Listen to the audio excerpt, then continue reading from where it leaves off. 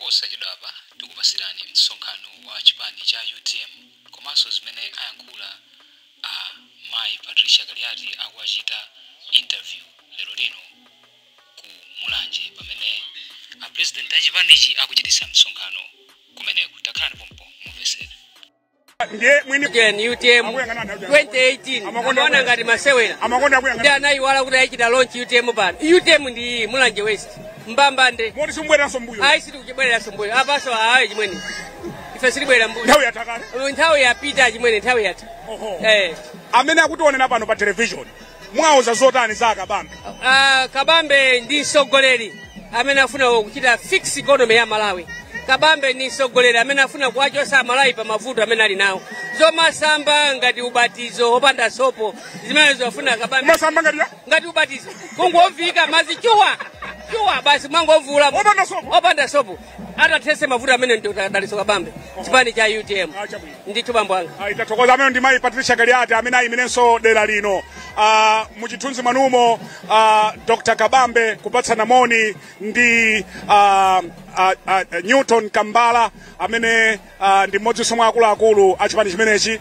Dr. Kabambe kupatsana moni ndi Dr. Matthews Ntumbuka amene ndi mmodzi mwa akuluakulu a chipani cha UTM. Amenepo Dr. Kabambe kupatsana moni ndi Mai Mituka komanso akuluakulu amene afika pano abwera ndi amayi pa msonkhano umenewu ndipo nkhope zimene zili pano zokondwera kwambiri kuti Dr. Kabambe afika pano. Posachedwa apa akhala akukwera ku Nsanjaku ndipo akakwera ku Nsanjaku abwerera kaye pang'ono khangati afuna apatse moni mafumu amene abwera pano. Tinanena kunena kuti kwabwera mafumu ambiri pano ndi Dr. Kabambe abwerera kaye pang'ono kupita ku kumene kwakhala mafumu mu chithunzi manumo mwangati mukuonera bwinobwino. Dr. Kabambe afika pa tenti imene mafumu abwera kupatsana chanza pamenepo ndi ena mwa mafumu achikazi amene afika pano. Ndacheza nawo mafumu amenewa ali ndi nkhani zambiri zimene akulankhula ndithu pa msonkhano uno ndipo akabwerera pano akapezeka kuti akakhale pansi tsopano kuti msonkhano umenewu uyambe. Mai Kabambe kupatsananso moni ndi mafumu amene afika pano. Nanena kuti kwabwera khwimbi anthu ochuluka kwambiri achifumu. Kodi kubwera kwa mafumu amenewa kwambiri ino akalonga zikutanthauza chani? Sinaone mafumu ambiri akalonga amene ndi secretary general anthu aziziwa kuti secretary general ujanda amene mafumu akuchuluka chonchi 1 atopa anthu andikunamizidwa ndefake mukuona uchuluka chonchi palibe sonkhanina atopa mafumu satopa atopa. Kodi amatopa anthu mafumu awatsira topa amatopera limodzi anthu amatopera limodzi. Nacheza nawo ali ndi nkhani zambiri zimene akulankhula kuopsa muyankhula nawo mumva kwa iwo ndisayike maunga amenewo secretary general chipani cha UTM Bambo Willet Kalonga. Tsopano pano Dr. Dalitso Kabambe ndi amayi kukwera tsopano pa nsanjapa kuti msonkhano umenewu uyambe pano pana mphongo ground mboma la Mulanje. Msonkhano ochititsa chidwi kwambiri umene uli pano kwambiri khala ngati paliso oyimba pa amene akuimba.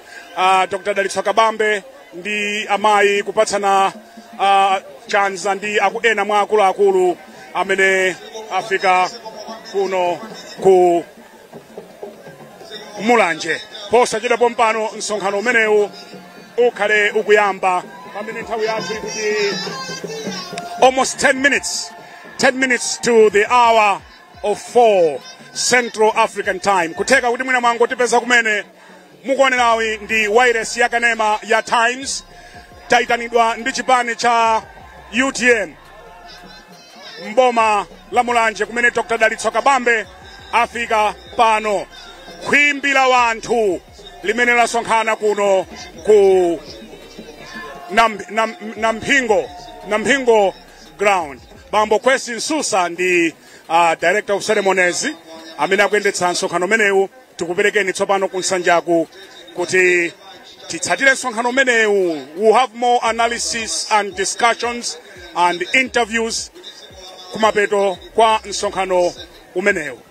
Amayi ndi abambo kuchokera kuno ku boma la Mulanje tikuperekani tsopano ku Nsanjaku umene nsonkhano ukuyamba wa candidate wa chipani cha UTM Dr. Dalitso Kabambe ndipo amene akuyendetsa nsonkhano ndi Bambo Kwesi Nsusa. Tilowere ku Nsanjaku. Basi imozi imene atenga anthu kubwera nawo kuno.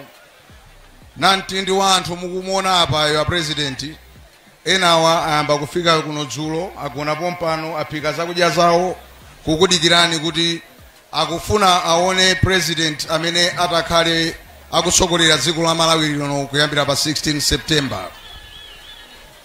Ndiye ndisanayambe malonje komanso kupanga ma introductions a akuluakulu amene tili nawo pano kupereka maulemu kwa mafumu ndi magogo athu. Mundilole a president komanso Madam First Lady kuyambira pa 16 September pano kuti ndipempheko kwa mtumiki wa Mulungu akapiji atisegulire mwambo uno ndi mapemphero zikomo.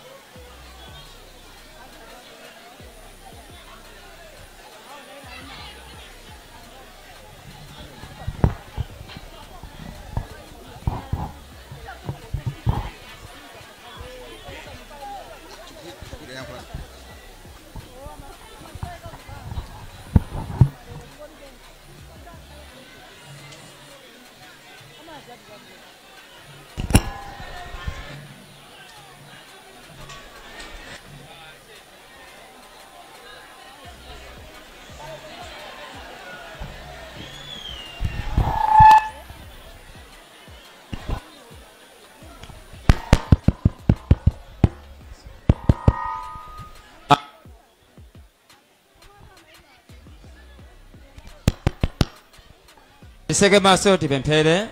Atate tifuna tikuyambikeni maka kupendeka kwa dzulo madzulo uno. Zikomo Mulungu fa cha nsonkhano Ambuye umene tinawerekeza taona kuthekera kwa Yehova. Mukupereka Yehova zisomo za alendo za mayendedwe zimene Mulungu zinapangidwa ndi anthu ochimwa kwa mwazipasa mphamvu yanu afika somalowa. Ndikuthokozeni Mulungu fa cha ichi Ambuye. Ambuye Yesu kunthawi Mulungu ndifuna Ambuye Yesu mutiyankhule masana uno fa cha alendo athu baba amene Yehova afika malo ano Ambuye.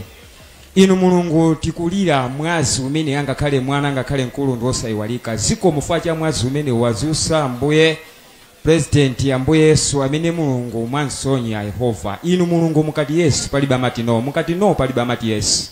Ndikupemphera Mulungu fa chakulimbika kwa Patricia Kaliati Yehova amene waenda akuyenda benchi polulu Ambuye amene ndi governor Maunga ndi chigwenembe Ambuye amene mazi anthu wa Yehova Mulungu mwapase mwe wautali komanso mwasogolera. Zikomo Yehova tikupemphera president athu Yehova Mulungu mwapase nzeru komanso Ambuye Yesu kumene tachoka baba tingodziwa kumene tikupita sitikuziwako koma tikupemphera ziko fuko la Malawi mutipase president Ambuye akatigwire mkono komanso akamangire fundo la Malawi. Mwaichi Yehova tikupemphera kuti Mulungu musise mzimu wanu ukhale pakati pathu osusana nafe kwa nthawi yathandizana nafe othandiza nafe baba asusana nafe mu dzina la mphamvu la Yesu Khristu tapemphera ndi kuyamikani amen. Zikomo kwambiri akapiji zikomo kwambiri chifukwa cha pemphero limenelo. Pa nthawi ino amayi ndi abambo anyamata ndi asungwana mundilole ndi apemphe kwa president athu komanso a first lady athu ndi ena onse amene tili kutsogolo kuno kuti tiyime ndi kupanga observe 1 minute of silence monga tichitira ife kuno ku chipani cha UTM kukumbukira mizimu ya abale ndi alongo amene anatisiya pa 10 June